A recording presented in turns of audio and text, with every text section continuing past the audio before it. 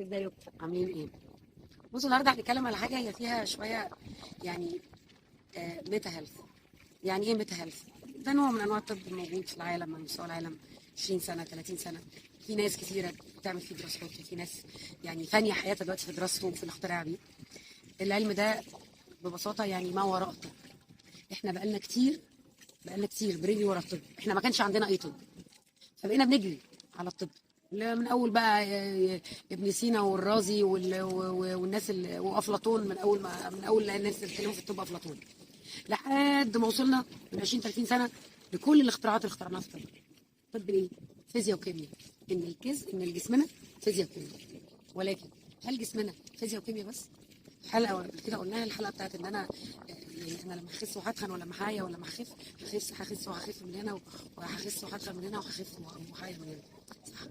طيب انا هتكلم على حاجتين نقدر نمارسهم في يومنا او نثبتهم في اسبوعنا، لهم فوائد كبيره جدا، الا وهم المساج واليوجا. ايه المساج واليوجا؟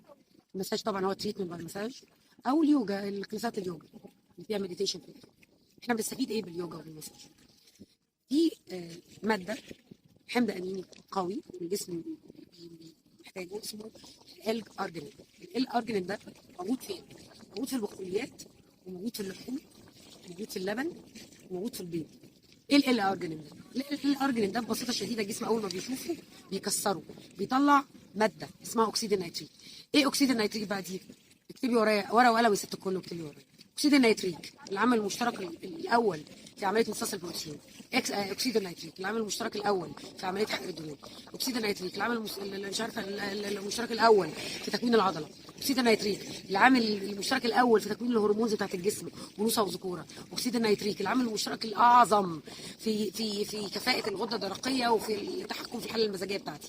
اجيب بقى اكسيد النيتريك ده منين؟ فول ولحمه وبيض. طب وانا لما اكل فول ولحمه وبيض اكيد انا بقى عندي اكسيد نيتريك؟ مين قال ان الجسم ممكن يمتصه؟ مين قال ان هو هيوصل للدم بشكل اقدر ان انا كجسم ان انا ابتدي اخده واعمل بيه البروسيس اللي انا عايزاها؟ اذا انا محتاجه ان انا وكاني بحطه في الدم على طول، ما اخدوش من الاكل.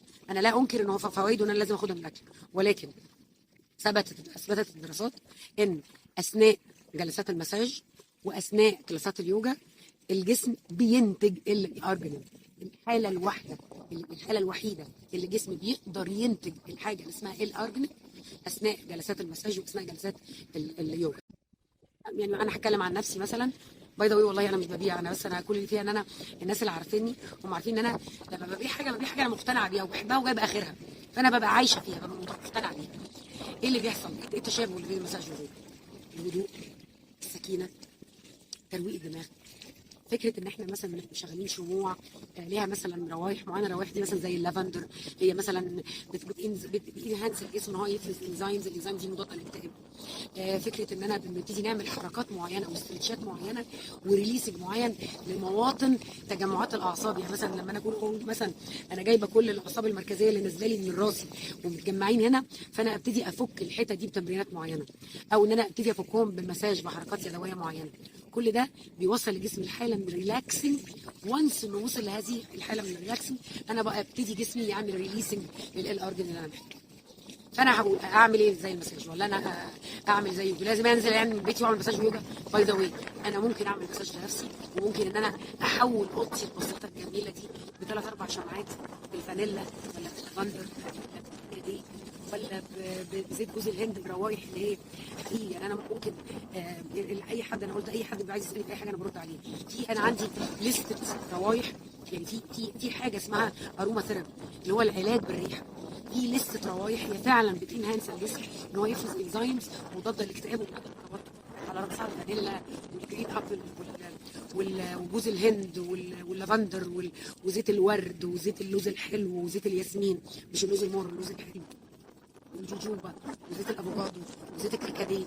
كل الزيوت دي بتنهانس الجسم ان هو يوصل لهذه الحاله من الريلاكسنج، ان هو بيخلي الجسم بيفرز مضادات اكتئاب ومضادات توتر.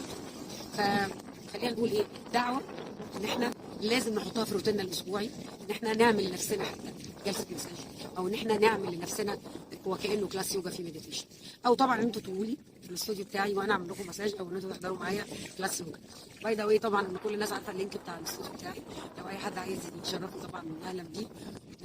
وما يصحش كده، ما نعملش مساج